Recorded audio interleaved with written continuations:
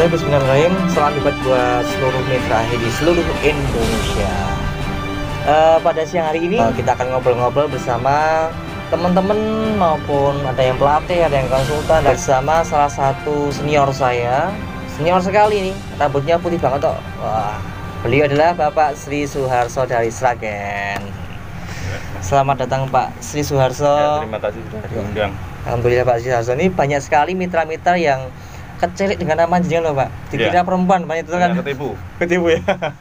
Teman-teman di Facebook ada 10 ribuan ketipu, dikira nih saya itu perempuan. Punya Bunda biasanya. Bunda Sri gitu. Oke, ini langsung kita awal aja Pak Sri. Pak Sri atau Pak Arso ini nanya nih sama ya, boleh dua-duanya. Pak Sri Suharso. Atau komplit boleh. Pak Arso ya, aku ya. biasanya akrabnya sama Pak Arso sih, namanya Pak Arso. Pak Arso, ini kita mau tahu nih ya, pengen tahu nih dari mana atau Bapak awal-awal dulu kenal dengan Ahe dan juga kenal dengan Pak Rohmat. Bismillahirrahmanirrahim ya teman-teman semuanya. Ini kadang-kadang kita itu berpikir ya, suatu kejadian kadang-kadang itu istilahnya tidak disengaja. Namun bagi Allah Sang Pencipta itu semuanya sudah direncanakan olehnya dan bahkan ditulis dan dirilis di kitabnya di Lauhul Mahfuz ya. Tahun 2010 itu saya main ke tempat adik ya. Adik saya itu cerita bahwa punya anak TK dimasukkan ke Ahe sudah pintar membaca. Nah, dari ketidaksengajaan itu kebetulan itu saya di sana dari Jogja pulang bawa atau dikasih oleh-oleh sobekan buku modul A yang ada nomor HP Pak Rohmat. Okay. Adik saya pesan, ini loh Mas, ini ada metode bagus untuk anak-anak untuk belajar membaca. Ini foundernya bagus, senang untuk acara-acara seminar, bahwa barangkali bisa diselenggarakan seminar Ahe di Sragen begitu. Nah, selang 3 minggu, 4 minggu itu, sampai saya ke sana itu libur Natal tahun 2010. Masih 2010 ya? 2010. Akhirnya beberapa minggu kemudian saya main ke tempat Pak Rohmat. Sebelumnya itu SMS, belum ada WA itu ya. Pak, hebat ya itu anak hebat itu ya, bisa membuat anak itu TK bisa belajar membaca. Ini adik saya cerita punya anak dikasih soal dengan jawaban pilihan ganda A, B, C, D, E itu bisa menjawab dengan betul gitu. Oh ya, terima kasih apresiasinya gitu. Pak, bolehkah siapa ini kita adakan seminar Ahe di Sragen? Ya, oh ya boleh dengan senang hati itu Pak Rohmat jawab itu lewat SMS. Oke. Saya nggak berani telepon Pak karena apa? Pulsa mahal. Nah, kita sungkan sama Pak Rohmat nggak punya pulsa. Pulsa, ya cukup SMS biar hemat. Iya. Terus ya udah boleh silakan main ke sini nanti kita diskusikan gitu. Terus saya seminggu berikutnya diskusi datang ke Pak Rohmat. Waktu itu jenengan belum buka Ahe ya berarti ya? Ya belum. Niatnya seminar aja ya. Niatnya adalah ingin mengadakan seminar, barangkali kita dapat keuntungan dari hasil menyelenggarakan seminar kan. Ya maklum lah itu waktu itu saya masih ngajar di SMK, honorer dengan gaji 2,5 JT Pak. Luar biasa, 2,5 juta per bulan. Tanggal 2 gajian, tanggal 5 sudah koma. Mau lagi. Gitu. Langsung habis sih. Ya, habis. Nah, maka itu istilahnya bagi kita adalah forward atau kepepet. Ini ada kesempatan. Sudah posisi terjepit, punya anak satu, untuk jajan aja masih mikir bingung, maka ini adik cerita, yuk ada cara untuk mengadakan seminar tujuan bisa untuk tambah income gitu untuk jajan anak. Berarti pada 2010 panjenengan kenal dengan Ahe dan juga kenal dengan Pak Rohmat ya. Betul. Bahkan jenengan waktu itu mengajak beliau untuk mengadakan seminar tentang Ahe ya, di Sragen. Iya betul. Tapi bukan seminar ternyata. Nah, itu judulnya apa? Pelatihan. Langsung pelatihan. Nah, jadi pelatihan baru tahu tuh biasanya kalau di kalangan guru SMK atau guru TK atau SD kan seminar, tapi ini kan pelatihan gitu ya. Namanya bukan seminar tapi adalah pelatihan. Dan bayarnya juga mahal. Waktu berapa waktu itu Pak? 250.000. Wah, itu mahal. Mahal. Guru TK aja sebulan honornya cuma 200.000. 250.000 per peserta ya? Iya. Itu berapa peserta Pak waktu itu Pak? Dulu itu saya ngadakan pelatihan di Sragen 2011-2014 itu di total ada 110-an orang Pak. 110? Ya, wah, itu banyak yang menawar, kok mahal banget biaya pelatihan kok mahal. seminar guru TK aja 50.000 dapat door prize, dapat hadiah, dapat makan macam-macam itu. Kalau di akhir kok 250.000, dapatnya apa? Bolehkah ditawar? Bolehkah diangsur? Begitu. Namun akhirnya itu tadi saya semangat untuk sebar brosur. Itu aja biasanya satu Pak, event, ya. Biasanya satu event itu kan Pak Romat menyediakan 450 lembar. Saya kopi sendiri bisa mencapai 500 lembar lagi, 1000 lembar lagi waktu itu. Bahkan minta lagi Pak Romat dikirim lagi 1000 lembar. Untuk satu event saja itu. Terus itu tadi 4 kali ngadakan pelatihan di total 110 orang. Caranya gimana untuk ngajak 110 orang itu selama 2 tahun 4 kali event itu saya sebar brosurnya pagi, berangkat jam 8 pagi, pulangnya sampai mungkin jam 8 jam 9 malam baru sampai di rumah.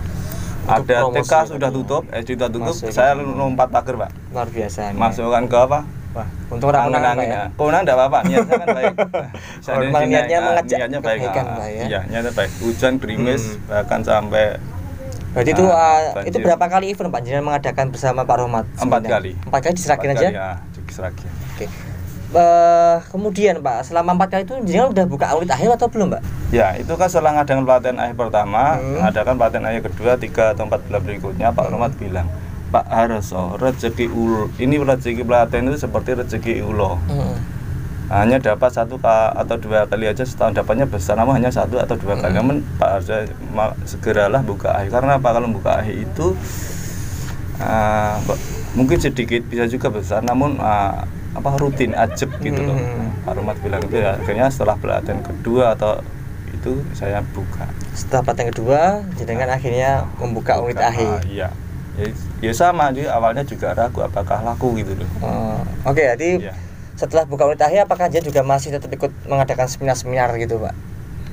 Ya setelah adakan pelatihan akhir 4 kali kan ada buka unit, udah punya unit 2. Yang seru itu ketika buka unit yang kedua itu istri marah. Wah, kita kan belum punya rumah, kami kan belum punya rumah, masih numpang orang tua itu ya.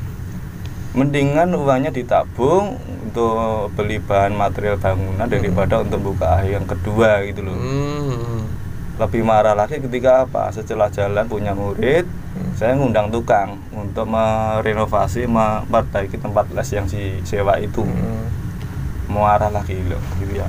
Istilahnya rumah aja belum punya, rumah orang lain diperbaiki gitu. Nah, Bu Ari jadi galak ya Pak. Nah, namun sekarang ini kebalik.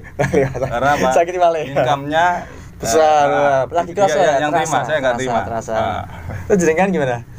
Ya waktu itu tidak apa-apa lah, karena emosional kan belum jarang saya diskusi. Jadi langsung action saja, nggak pernah diskusi.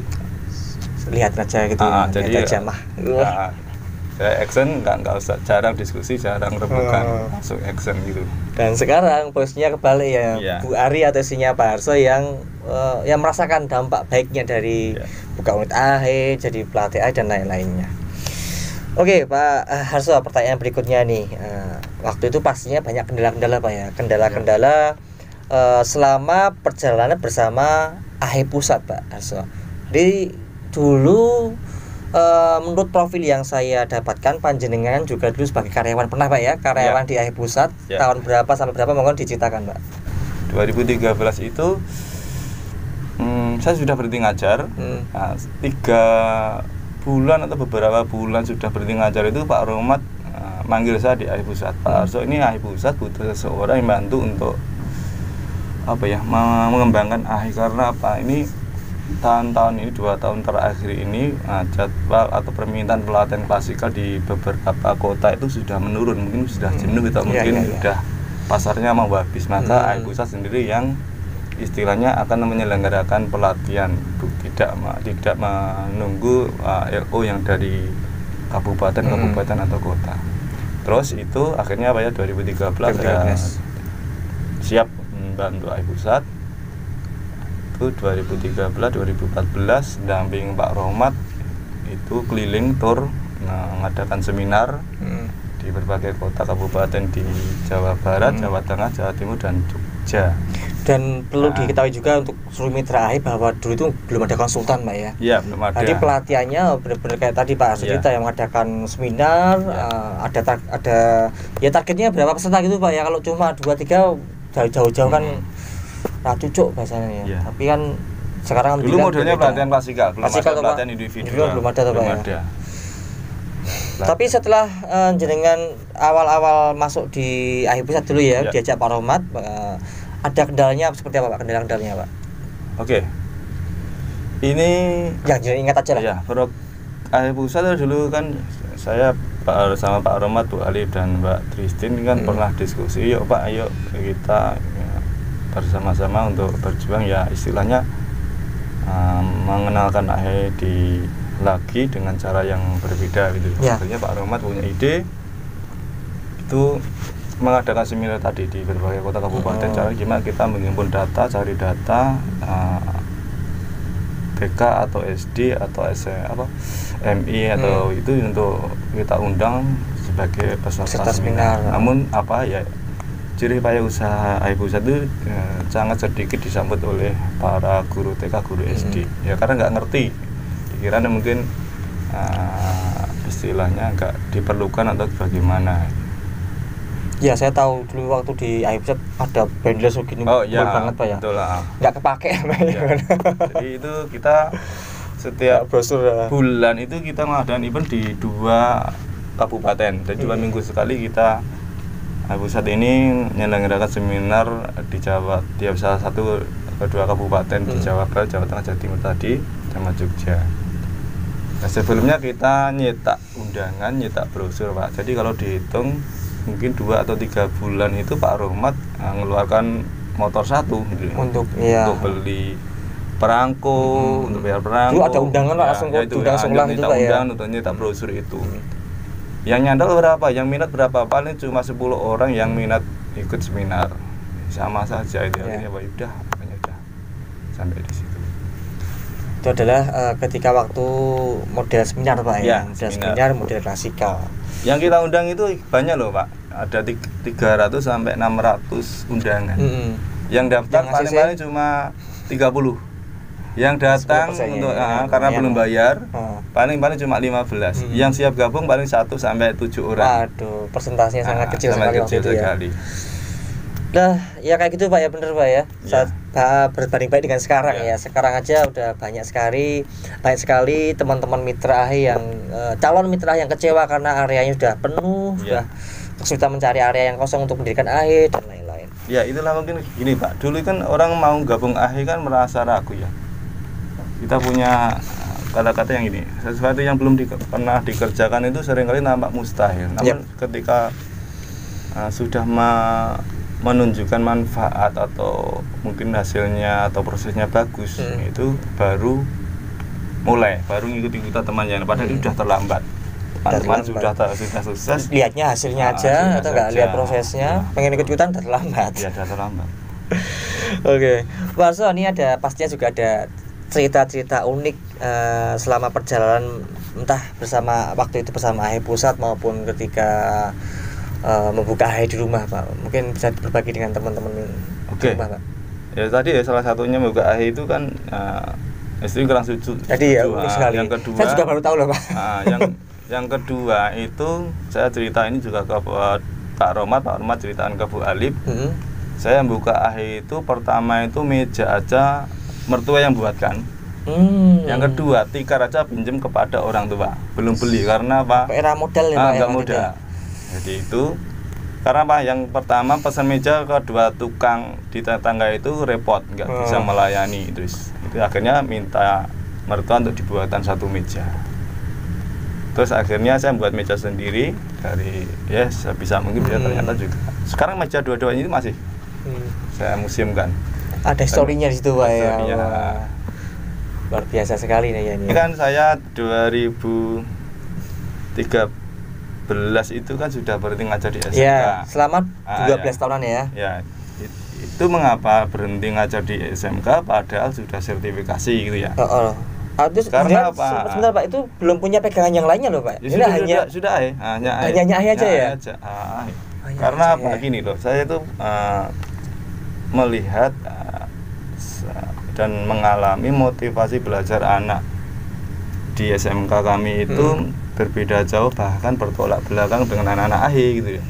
Saya di SMK ngajar di SMA sudah ready pagi atau mungkin siang atau jadwalisasi siang, sudah di ruang kelas, anak nggak ada, murid nggak ada, masih santai-santai di kantin, masih santai-santai di tempat lain, belum siap masuk ruang belajar di kelas.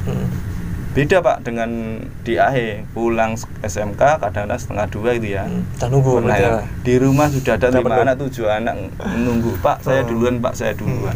Rebutan guru. Artinya Pak, saya di SMK nyari murid. Dicari saya murid di rumah ya? Dicari di apa istilahnya, dikangenin murid gitu. Ya. Nah, waktu jenengan keluar dari ngajar tadi di SMK ya. Itu pastinya apakah dari istri juga ya apa-apa Pak, atau ada gembelannya Pak? Itu pastinya agak sulit juga Pak ya, 12 tahun loh Pak. Iya, ya itu memang kurang setuju waktu itu ya, karena apa ya, kalau di masyarakat kita kan guru itu kan istilah ada namanya di masyarakat kan, eman-eman namanya guru kok nggak ngajar, atau sarjana kok nggak ngajar. Yang kedua, lah nanti gimana apakah akhirnya begini, apakah nanti gimana, ada kekhawatiran nanti usahanya bagaimana gitu. Alhamdulillah ya, beberapa minggu yang lalu, beberapa bulan yang lalu sering ngomong, oh ya alhamdulillah AHI aja sudah melebihi gaji PNS, padahal dulu kan kita hanya PNS, pegawai non-stop, bukan PNS sipil ya, pegawai non-stop. Ada lagi mungkin Pak yang diceritakan Pak yang unik Pak, selain meninggalkan 12 tahun ngajar di SMK untuk bener-bener terjun di AHE ini luar biasa. Ya, ini di AHE itu saya banyak pengalaman karena Pak sering diajak Pak Roma tadi mengadakan seminar, jadi ngerti atau singgah atau kan mungkin melewati banyak kota di Jawa Tengah, Jawa Barat, Jawa Timur, Jogja. Jadi ngerti, oh sana itu Banyuwangi, di sana itu Jember, oh di sana itu Tasikmalaya begitu. Jadi wawasan berkembang, Pak, semangat itu bertambah begitu. Tambah greget Pak ya. Tambah greget bahwa ternyata itu Indonesia itu luas. Ya. Pernah juga pengalaman latih di Dume juga pernah satu kali. Wah, luar biasa nggih. Ya. Dume itu mana? Udah ngerti Dume, terus pernah ke Palembang ngerti sungai apa banyak Pak? Saya belum pernah ke sana kok. Apa banyak nasi nggih? Sungai Musi. Ya. Sungai Musi, ada jembatan Ampera itu ya. Pernah juga ke Makassar. 20-an kali ngelatih di Bali, itu yang paling berkesan. Oh ya teman-teman, Pak Harso ini juga adalah salah satu pelatih di AHE, dan pada 2000 berapa Pak pelatih terbaik ya Pak? Tuh, ingat nggak? 2019 mungkin. 2019 ya. Itu sudah mendapatkan predikat atau mendapatkan apa ya, penghargaan sebagai pelatih 5 pelatih terbaik Pak ya. Luar biasa. Tepuk tangan dong buat Pak Suharso. Klak. Oke Pak Arso, kemudian pesan Pak Arso ya, pasti saya sama jenengan dulu waktu ingat jenengan tuh saya 2011 ngajar di AHI-nya Pak Romat. Jadi waktu itu sudah wirawiri apa namanya ya, pesan buku, beli buku gitu ya. Waktu itu jenengan belum di AHI Pusat sebagai karyawan ya. Lama sekali ya, jenengan salah satu orang terlama yang saya kenal di AHI. Senior itu senior paling senior. Bahasanya paling senior sesepuh. Saatnya pensiun dulu. Ampun pesan ataupun kesan buat teman-teman mitra AHI di seluruh Indonesia. Lebih ke pesan Pak ya, pesan untuk seluruh, termasuk saya Pak. Saya juga mitra AHI. Bagaimana Pak? Di AHI itu banyak kemudahan, baik kemudahan kerjasama kemitraan dengan AHI Pusat dan mitra, ataupun kemudahan kita menjalankan. Satu, kemudahan modal, kita hanya modal pelatihan, terus modal meja 1, modal tikar atau karpet 1 lembar sudah jalan. Dan kemudahan mendapatkan murid, kemudahan juga menjalankan. Kita ngatur jadwal Senin, Rabu, Jumat atau Selasa, Kamis, Sabtu mulai jam 1 sampai jam 5 sore. Kalau muridnya tambah, jamnya ditambah, dimulai dari pagi jam 10 sampai jam 5. Kalau muridnya tambah lagi, seminggu full 6 hari. Nah, dibagi 2 kelompok ya, misalkan Senin, Rabu, Jumat 30 anak, Selasa, Kamis 1 30 anak, itu kemudahan. SPP-nya juga kita mudah kan, fleksibel, tidak ada standar sama itu dari Aceh sampai Papua sana harus sekian ratus ribu atau sekian puluh ribu bebas. Yang saya ketahui ada yang 250.000, ada yang 85.000, ada yang 180.000. Makanya ini kita ada kemudahan. Jadi kita modal ringan itu betul banget. Saya seneng itu tetangga saya yang juga buka AHE baru 2 atau 3 tahun sudah punya penghasilan 10 juta per bulan, bahkan lebih gitu ya. Terus satu lagi yang pernah saya latih cerita itu 2020 bulan Februari itu tahu-tahu kirim WA ke saya ada 6 angka digit. Saya tanya, apa itu Bu? Yang dikirimi maksudnya? Iya, dikirimi 6 angka digit. Rekening jenengan? Enggak, hanya foto 3800000 itu 3800000 ya. Terus saya tanya, apa itu Bu? Penghasilan kotor bulan Januari Pak. Baru saya klik, ternyata apa? Di depan itu angka 20 Pak. 20.380.000. Dan itu, tapi yang jelas di akhir itu kita banyak menebar manfaat. Salah satunya itu membimbing, membantu anak-anak yang belum bisa baca, yang kesulitan belajar membaca, bahkan yang terlambat belajar membaca, termasuk juga anak yang belum lancar membaca. Itu yang kedua, di akhir itu kita juga bisa menyediakan lapangan pekerjaan, guru bantu ya, bisa juga memberi solusi pada para guru TK, guru SD yang honorer. Betul. Kita di akhir itu rata-rata begitu ya. Nah, para guru bantu atau asisten yang bantu ngajar di AHE kita masing-masing adalah para guru TK. Namun banyak yang jelas tahu saya banyak juga pemilik AHE, mitra AHE itu adalah para guru TK, guru SD honorer. Maka yuk teman-teman yang profesinya sekarang masih statusnya PNS, belum pegawai negeri, jadi masih pegawai non-stop. Jadi guru TK, guru SD, MI yang honorer, yuk mari gabung AHE. Gitu Pak. Ambil peluang. Ambil peluangnya sebelum diambil orang lain. Betul. Bisa ambil sebelum diambil oleh orang lain. Nanti kecewa loh ya. Oke, saya kira itu dulu dari kami. Oh iya, Pak Harso ini pun juga salah satu ketua LPM ya. Lembaga penjaminan mutu ya, lembaga penjamin itu di AHE. Jadi apabila nanti para mitra AHE ada beberapa kendala dan ingin mengikuti SGA atau mengadakan ke Pak Arif aja lah. Oh saya? Oh iya. Saya admin 3. Saya kan kerjanya di lapangan. Oh iya. Pak Arif kan di kantor. Jadi kalau saya di lapangan kan nggak bisa jawab. Bisa hubungi saya, nanti saya lempar ke Pak Arso. Gitu aja. Nanti yang belum ikut SGA silakan ikut SGA ya, dengan cara nanti mendaftar di IO yang mengadakan SGA. Seperti itu Pak Arso. Enggak usah daftar, buat sendiri aja. Oh, buat IO jadi dia mengadakan sendiri ya? Iya. Oh, bisa Pak. Dia jadwal sendiri, nanti ngajak temannya. Guru bantu diajak enggak masalah? Iya, jadi teman itu guru bantu. Karena bahasa kita kan istilahnya kan ada buku asli, difotokopi lagi, kopi lagi kan itu jadinya buram dan kabur.